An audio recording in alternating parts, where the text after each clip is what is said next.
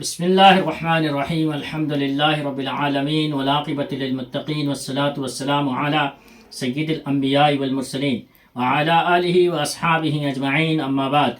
ناظرین و سامعین السلام علیکم ورحمۃ اللہ تعالی وبرکاتہ۔ فوائد الفوات، ملفوظات و تعلیمات سلطان المشائخ خواجہ نظام الدین اولیاء محبوب الہی کو ہم پڑھنے کی سعادت حاصل کر رہے ہیں۔ چوتھی جلد سے 34ویں مجلس پڑھنے کی سعادت حاصل کریں گے۔ حضرت خواجہ امیر حسن اعلیٰ سجدی رحمۃ اللہ تعالی علیہ نے فرمایا، اسی سال ماہ شوال کی 9ویں تاریخ اتوار کو قدم بوسی کی دولت میسر آئی۔ بندے سے دریافت فرمایا، میری باتیں جو سنتے ہو لکھ لیتے ہو؟ بندے نے عرض کی، جی ہاں لکھ لیتا ہوں۔ زبان مبارک سے ارشاد ہوا کہ یہ یاد رہ جانا بھی تعجب انگیز ہے۔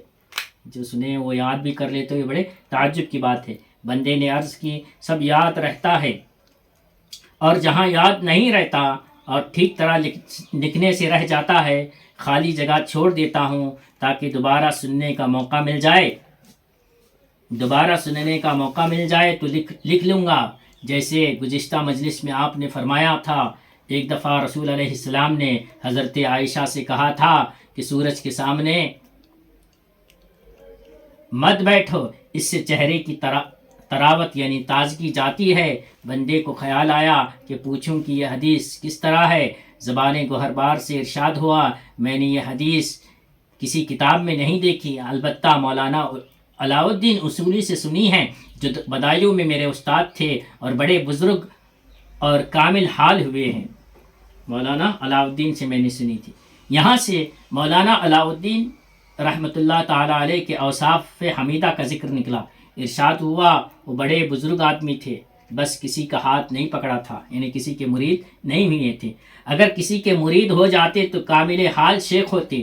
اس کے بعد فرمایا کہ جس وقت یہ مولانا علاء الدین بچے تھے اور بدایوں کی گلیوں میں سے کسی گلی میں جا رہے تھے تو شیخ جلال الدین تبریزی گھر کی دہلیز پر بیٹھے تھے۔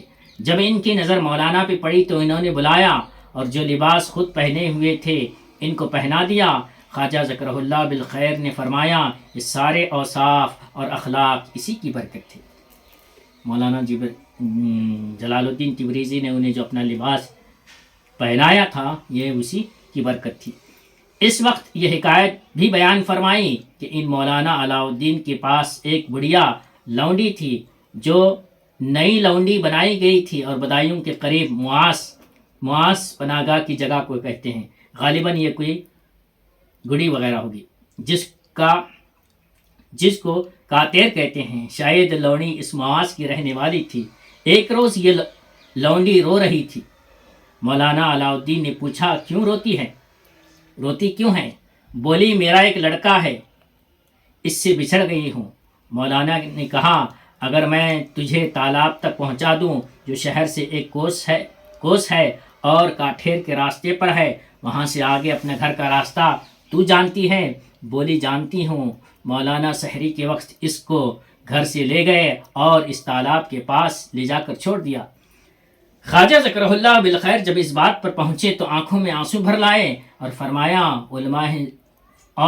فرمایا کہ علماء ظاہر اس طرح کی باتوں کی قائل نہیں، مگر یہ سمجھنے کی بات ہے کہ انہوں نے کیا کیا۔ پھر ان کی دانش مندی اور بحث کے دوران انصاف پیش نظر رکھنے کی حکایت آئی۔ فرمایا کہ اگر کوئی مشکل لفظ آتا یا اس کے کسی نکتے کا جواب دیتے تو یہ بھی کہتے تھے، میری تسلی کے مطابق یہ معنی حل نہیں ہوئے ہیں، اس کے بارے میں کہیں اور بھی بحث و تحقیق کر لینا۔ خواجہ ذکرہ اللہ بالخیر نے فرمایا، یہ کیسی انصاف کی بات ہے؟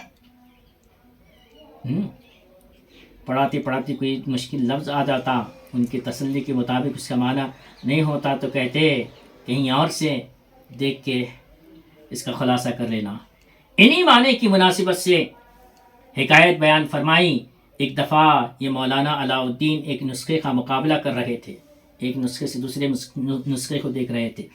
ایک نسخہ ان کے ہاتھ میں تھا اور ایک نسخہ میرے ہاتھ میں تھا۔ کبھی وہ پڑھتے میں دیکھتا، کبھی میں پڑھتا وہ دیکھتے۔ شروع میں یہ ہوتا رہا، پھر میں ایک مصرعے پر پہنچا جو ناموضوع بھی تھا اور اس کے کچھ معنی بھی نہ نکلتے تھے۔ اس کے بارے میں بہت سوچ وچار کیا مگر مشکل حل نہ ہوئی۔ اس درمیان ایک صاحب جن کو مولانا ملک یار کہتے تھے وہ آ گئے۔ مولانا نے کہا کہ اس مصرے کی صحت ان سے پوچھیں گے۔ اس کے بعد یہ مصرع مولانا ملک یار کو سنایا۔ انہوں نے مصرع جس طرح پڑھا وہ موضوع بھی تھا اور بامعنی بھی۔ دل کو اطمینان ہو گیا۔ اس کے بعد مولانا علاء الدین نے مجھ سے کہا کہ ملک یار نے یہ بات اپنے ذوق کی بنا پر کہی ہے۔ مولانا ملک یار نے یہ بات اپنے ذوق کی بنا پر کہی ہے۔ خواجہ ذکرہ اللہ بالخیر فرماتے ہیں مجھے ذوق کے معنی اس روز سمجھ میں آئے۔ میں صرف ذوق حصے سے واقف تھا۔ اس روز پتہ چلا کہ معنوی ذوق کیا ہوتا ہے۔ اس وقت فرمایا یہ مولانا ملک یار کچھ بھی پڑھے ہوئے نہیں تھے لیکن خدا تعالیٰ نے ان کو کرامت سے علم دیا تھا۔ دیکھیں کیسے لوگ۔ اس کے بعد فرمایا کہ ان مولانا ملک یار کو بدایوں کی جامع مسجد میں امامت دی گئی۔ کچھ لوگوں نے کہا کہ وہ اس کام کے اہل ہیں بھی یا نہیں۔ اس بارے میں جتنے منہ تھے اتنی باتیں تھیں۔ یہ خبر مولانا علاء الدین کو پہنچی۔ کہنے لگے اگر جامع مسجد بغداد کی امامت بھی مولانا ملک یار کو دی جائے تو ان کی اہلیت کے شایان شان اس کو نہیں کہا جائے گا۔ یہ نہیں ہے، اس کو ایسا نہیں کہا جائے گا۔ کیسے پڑھے نہیں ہیں لیکن مسائل کو حل کیے جا رہے ہیں۔ یہ خاصان خدا کی کرامت ہے اولیاء اللہ کی۔ مولانا علاء الدین اصولی کتنے حضرت خواجہ نظام الدین اولیاء محبوب الہی کے اساتذہ میں سے ہیں۔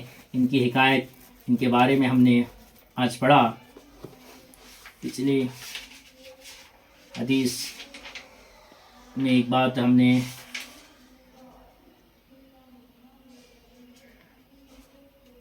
چہرے کی تازگی جاتی ہے۔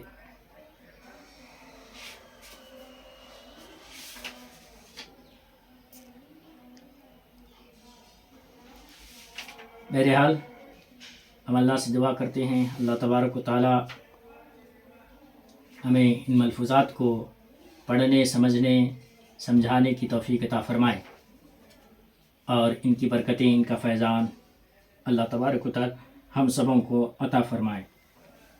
وآخر دعوانا ان الحمدللہ رب العالمین۔ ہماری الحمدللہ 34 جلد سے 34ویں مجلس ختم ہوا چاہتی ہے۔ السلام علیکم ورحمۃ اللہ تعالی وبرکاتہ۔